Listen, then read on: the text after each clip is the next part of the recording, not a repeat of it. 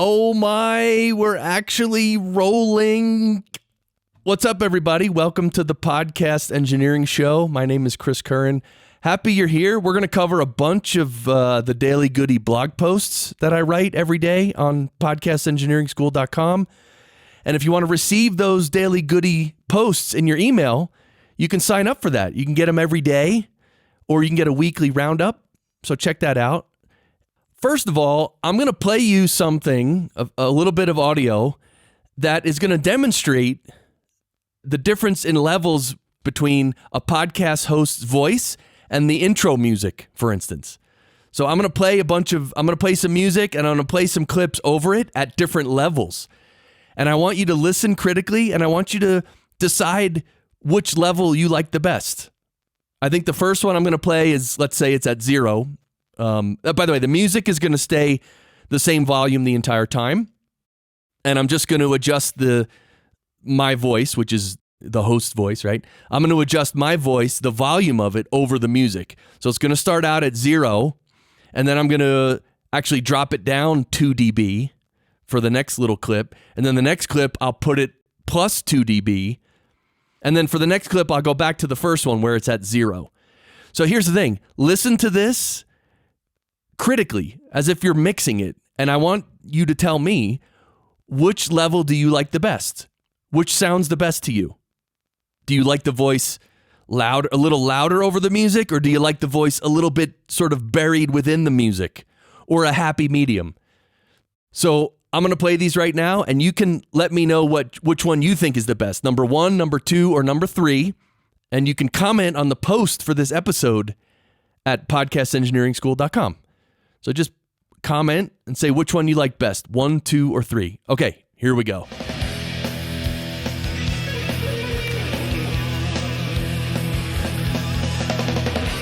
Okay, volume number 1. I'm talking over the music, and the question is this a good level? Can you understand me easily and still feel the vibe of the music? Even when I speak a little softer, can you hear me okay? Okay, volume number 2. I'm talking over the music, and the question is this a good level? Can you understand me easily and still feel the vibe of the music? Even when I speak a little softer, can you hear me okay? Okay, volume number 3. I'm talking over the music, and the question is this a good level? Can you understand me easily and still feel the vibe of the music? Even when I speak a little softer, can you hear me okay? Okay, and now back to number 1. I'm talking over the music, and the question is this a good level? Can you understand me easily and still feel the vibe of the music? Even when I speak a little softer, can you hear me okay? All right, well, I hope you enjoyed that little exercise, and definitely comment on this post on the website. Let me know what mix you like best, 1, 2, or 3. Okay, so now let's get to the Daily Goodies. Well, these Daily Goodies are from August 30th through September 11th. All right, and the first one is guests moving around during recording. Oh my God, isn't that the worst? Like a guest connects and they just keep moving around and shuffling things, and you just feel like screaming through the internet, sit down and shut up. So the thing is, to avoid all that, you have to instruct them beforehand. You have to train the guests. Do not move around once the recording starts. You need to sit in one place, don't move, don't fidget, and that's it. And if during the episode, if they really start moving around and making noise, then you might have to actually stop the episode and say, hold on. You're moving around a lot, making a lot of noise. Please just sit in one spot and don't move around and don't make a lot of noise. Okay, next Daily Goodie. The green apple trick. Well, okay, the green apple trick. I've read about this. I've never tried it.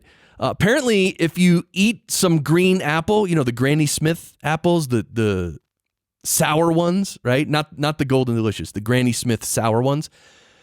If you eat that, your mouth if you have any mouth clicks, they will go away.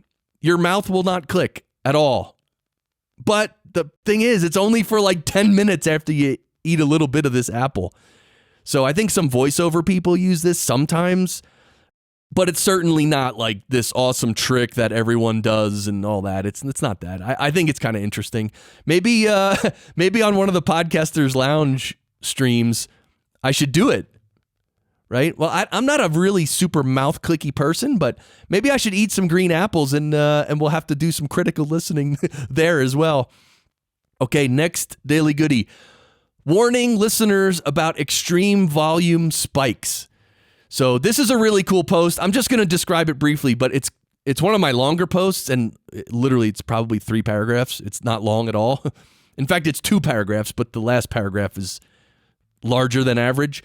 Max Flight, who was a previous guest on this show, a previous returning guest on this show, he went to an air show and he recorded the airplanes, and he wanted to present that to the podcast listeners, and he had questions about, how do you best present it to the listener? Do you tell them that, because when the planes fly right overhead, it gets really, really loud. Like the dynamic range of his recording is like unbelievably huge, because just the normal audio of just people sitting around talking, and, there's an announcer person at the show. And then when the planes come over, it's like a bazillion decibels loud. And so he really wanted to convey that thunderous power to the listeners. What I explained to Max is that even though you want to, provide this experience for your listener where it's really quiet and then it gets really loud, it's just not really possible. And it's just not practical, because people are listening in environments that are noisy or not optimal, or the speakers aren't that good or whatever. So when you present podcast audio to podcast listeners, you have to reduce the dynamic range and make it listenable so they can understand it. Now, if you want to supply the raw audio, so people, maybe they have like a hi-fi home stereo system and they want to, listen with the full dynamic range, okay, fine, you can. But again, for most listeners, it's just not a good way to present the audio, because he was thinking is going to have to warn the listeners, like, okay, warning, this is going to get loud at certain times. And the thing is, you cannot rely on the listener to adjust their volumes up and down. You just can't, because they won't, or maybe they're not even close to their phone. Maybe they're in their wood shop working on a wood carving, listening to your podcast. They don't have their phone in their hand. They don't have the volume knob right in their hand. It might be all the way across the room. So, you know what I'm saying? So we have to be very careful about how we present audio to podcast listeners. Anyways, a good post and a good comment as well. Okay, next Daily Goody. Speeding up a slow talker. Speeding up a slow talker. Yeah, do you ever have a guest or something who just talks really slow? Well, in reality, there's not much you can do, but there's a few tricks you can try. One of them is to time stretch their audio. So you can actually, for instance, you can take, let's say they spoke for 1 minute exactly, and I'm just making that number up because it's a round number. Let's say they spoke for 1 minute. You can actually shrink that 1 minute down to like 45 seconds, and it'll retain the pitch, but it'll make them speak faster. It's almost like speeding them up, but keeping the pitch. And with people who talk really slow, you can actually speed them up quite a bit, and it still sounds fine. Meaning from a sounding natural standpoint, right? Now, if the thing about time stretching or time compressing is that if you do it too much, it'll really destroy the quality of the audio. So it's not, again, nothing is a magic bullet, right? And so you have to be careful, like how much are you time compressing or time stretching them, and because you want it to maintain a good sound quality, but you want to speed it up as well. So it's a balance. The other option for you would be to tighten up the spaces in between sentences a bit. And this kind of works, but it doesn't really work, because their sentence might be really slow, but then the space between it is really short. It doesn't make sense. So that's not really a good solution. I mean, you can tighten up the spaces a bit, and it does help a bit, but that's, again, not a magic bullet that's going to fix everything. So there you go. Time stretching and time compressing. Okay, next Daily Goody. Fixing small mistakes. Wait, hold on. Let me start this again. Fixing small mixing mistakes in the mastering step. Okay, so if you mix down an episode and it's really good, but then you just, in your mastering step where maybe you're adding a little bit of compression, a little bit of multi-band compression or whatever, you might want to, there might be some minor mistakes you want to fix up a little bit. Maybe one voice is a little bit louder than the other, or, there's various things that maybe there's a little too much sibilance in there, right? So you can use compressors, limiters, or even a vocal rider to even out the loudness of participants' voices. Like if one voice is slightly louder than the other. You can also make general EQ adjustments to add or reduce, to add or subtract different frequencies. You can use a de-esser on the entire track if there's any harsh sibilance. Of course, if there's music, that's a little weird, or it might be a little weird. And of course, a deplosive. But a de-esser and a deplosive, those are things you want to get right in the mix. You don't want to wait till mastering for that. Mastering is not the place to do major things. It's just tiny tweaks to put the final polish on the episode. So you got to get it right in the mix, and don't rely on your mastering step to fix everything and make it wonderful. Okay, next daily goodie, signal to noise ratio. Well, this is fundamental to audio production. Okay, when you record any audio, you will essentially record two things. Number one is the signal. That's actually the thing you want to record. So for me right now, it's my voice. Number two is you're going to record some noise. Could be some background noises like fans or air conditioners. Could be room reverb. Could be electrical hums. Or it could just be the noise floor of the room. Just a little bit of room tone, right? That's the noise. So the thing is, when you record audio, let's use my voice right now as an example. I want to record a lot of my voice, meaning I want to record my voice at a nice loud, at a nice strong level. And I want to record as little of the noise in the room as possible. So I want to record a lot of signal and as little noise as possible. So that way my signal to noise ratio is very high. The opposite is if I was to record my voice lower, and then if I was to turn on an air conditioner a foot away from this mic, and so my voice and the air conditioner are the same volume, that means the signal to noise ratio is 1-to-1. 1 part signal, 1 part noise. That's terrible. So your objective with any type of audio engineering, when you record any track ever, you have to think, I want to record the signal and as little background noise or little other noise as possible. And if you do that well, it's great because then your recordings are nice and clear and they don't have a lot of noise. And that allows you to do a lot more with compression and EQ and processing later because there's less noise and you can do more processing. Okay, the next one. Is the Blue Yeti a good mic for podcasting? No. Okay, the next daily goodie. Of course. All right. Well, I don't want to talk about the Blue Yeti, but of course it's definitely not the best mic for podcasting, but it can be okay. And actually, Bandrew Scott just did a wonderful video on the new Blue Yeti, whatever it is. But anyway, if you're going to use a Blue Yeti, or if you have one and you don't know how to use it, or you're thinking of buying one, do some research on how to use it properly. That's all I have to say. And we've talked about it on the show many times. I just don't want to go all into the Blue Yeti today. Next daily goodie, optimal height for your studio monitors. Okay, the optimal height for your studio monitors. Simply put, your monitors, which are your speakers, should be at ear level.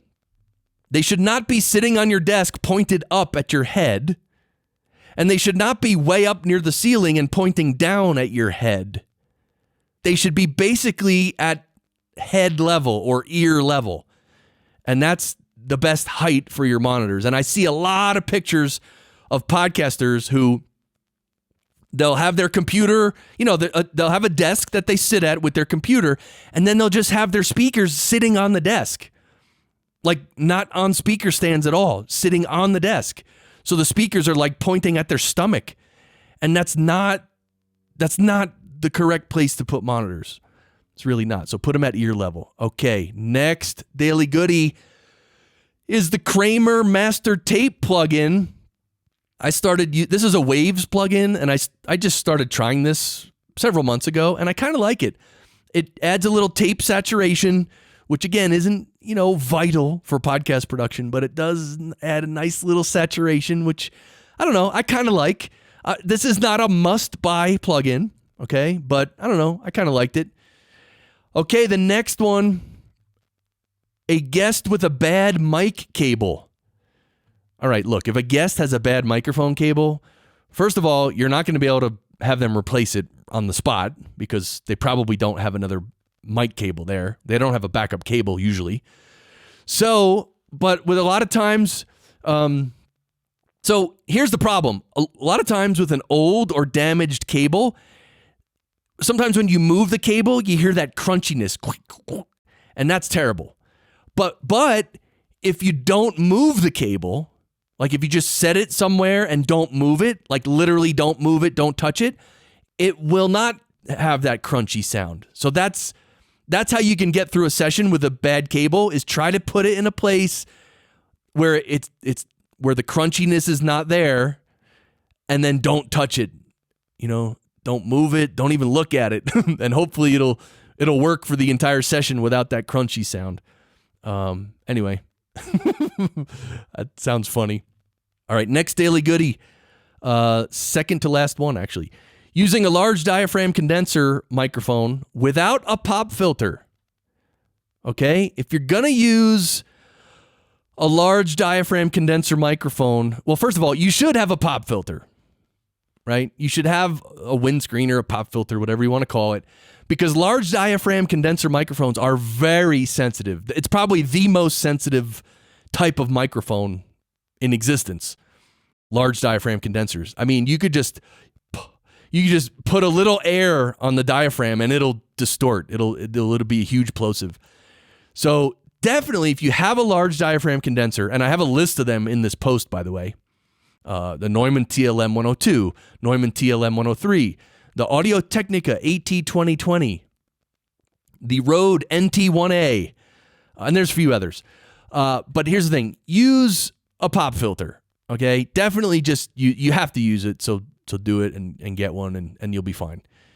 Yeah, because those plosives and those if you do get plosives because you're not using a pop filter with a large diaphragm condenser, those are some of the nastiest plosives too. Like even with a deplosive, you can remove a lot of the plosive, but it'll still sound weird because usually the plosive spikes so much, it causes a little bit of compression in the recorded file, which is kind of a weird technical thing. But so even if you remove the plosive, there's still that little kind of pumping and breathing of the plosive, which sounds a little bit unnatural.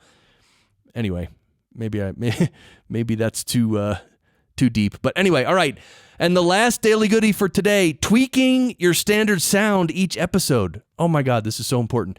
Tweaking your standard sound each episode. Okay, maybe for you at your home with your microphone, with all your equipment, maybe you have the same signal chain every episode, and then what you do is you use, let's say, 2 or 3 plugins, and you save all the settings with those plugins, and now all your settings are saved, right? So now you could literally sit down at your desk, record some audio, and just process it with all your saved settings, and it'll sound good.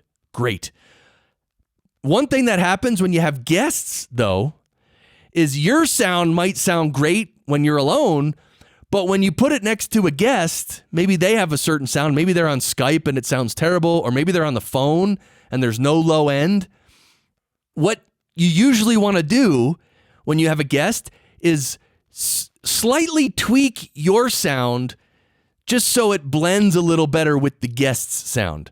Because if your sound is like this big, massive, huge radio voice with a ton of low end, and then your guest is like this little wimpy telephone call, it's a little weird. It's not so easy to mix those two voices together to be the same average loudness either.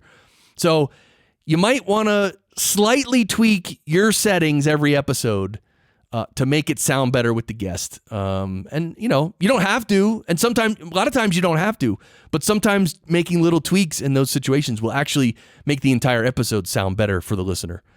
So, all right. Well, what is one thing you learned in this episode? Think about it. Did you learn anything? What is one thing you learned? Think about it right now and then go to the post and comment.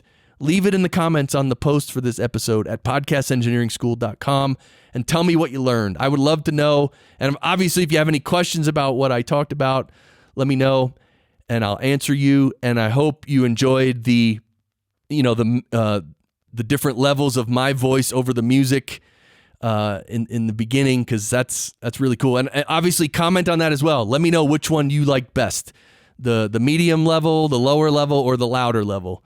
That'd be great. All right. Thank you for listening. We'll be back next week with an awesome guest. It's already been recorded. Now I got to mix it. All right.